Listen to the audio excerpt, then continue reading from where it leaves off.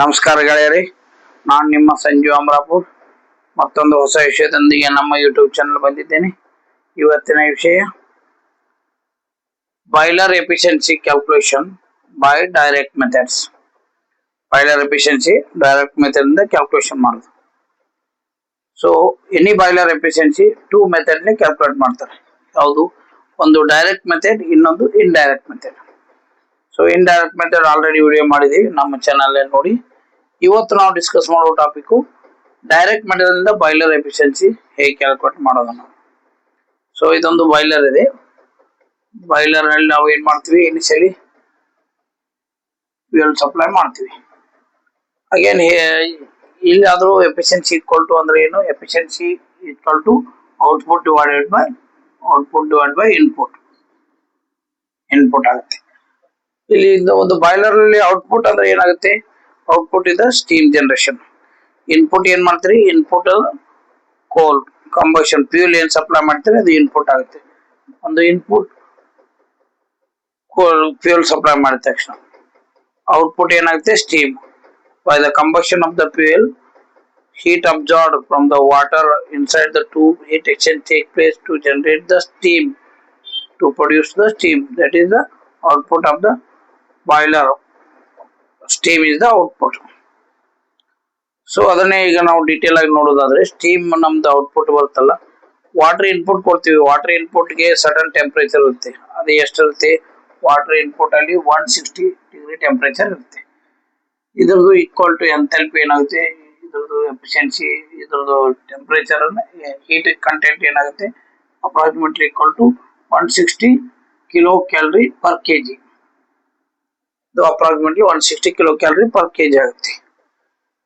Water ನಾವು supply ಮಾಡಿದ ತಕ್ಷಣ ಇಲ್ಲೇನೋ ಹೀಟ್ ಗೇನ್ ಆಗುತ್ತೆ. ವಾಟರ್ ಇನ್ಪುಟ್ ವಾಟರ್ದಿಂದ, ಸೊ ಹೀಟ್ ಗೇನ್ ಆದ ತಕ್ಷಣ ಸ್ಟೀಮ್ ಜನರೇಷನ್ ಆಗುತ್ತೆ.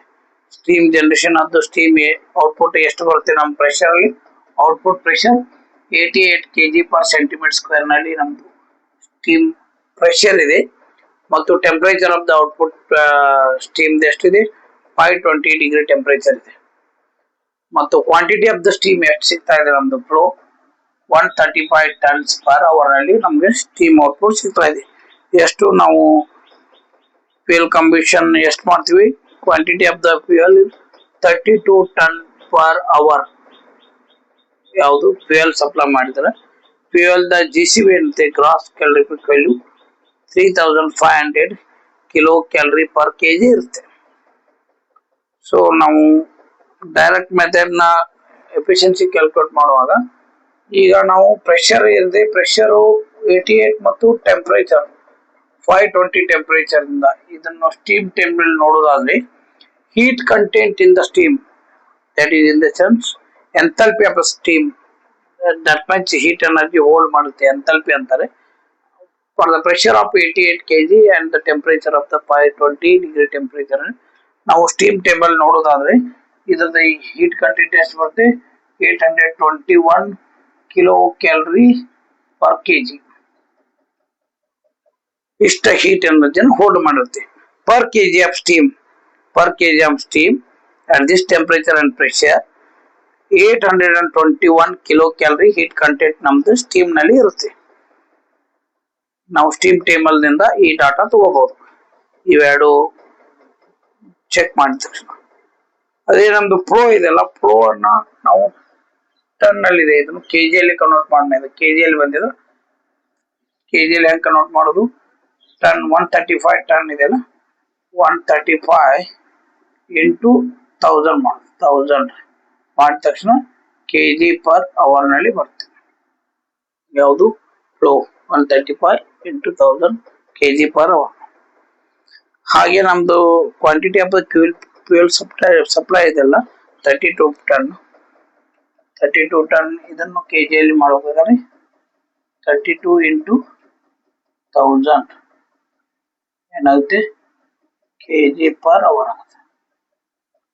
ಸೊ ಇದು GCV ಏನಿದೆ, ಇದು ಕಿಲೋ ಕ್ಯಾಲರಿ ಪರ್ ಕೆಜಿ ಅಲ್ಲಿ ಇದೆ, ಇದು ಕೆಜಿ ಪರ್ ಅವರ್ ಅಲ್ಲಿ ಬರುತ್ತೆ. This is the input.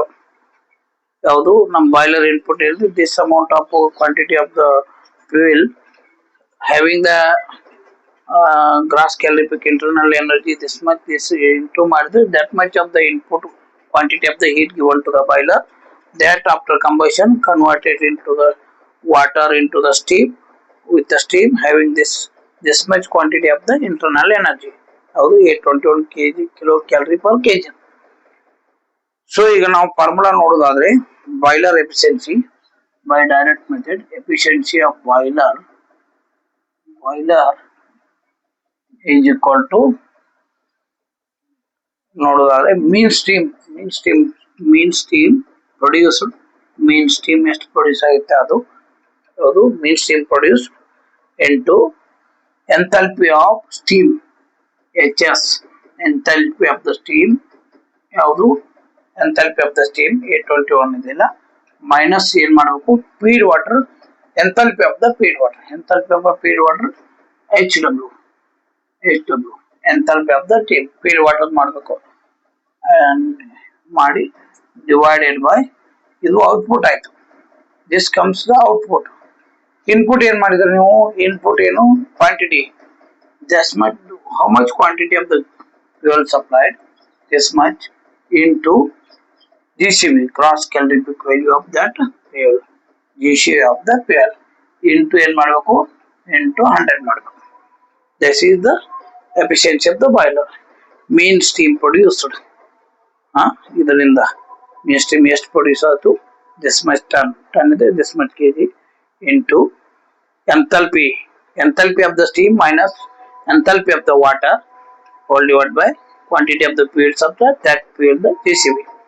So ನಮ್ಮ ಅಬೋ ಇಕ್ವೇಶನ್ ನೋಡೋದಾದ್ರೆ ಮೀನ್ ಸ್ಟೀಮ್ ಎಷ್ಟಿದೆ 135 kg ಇದೆ into 1000 into bracket.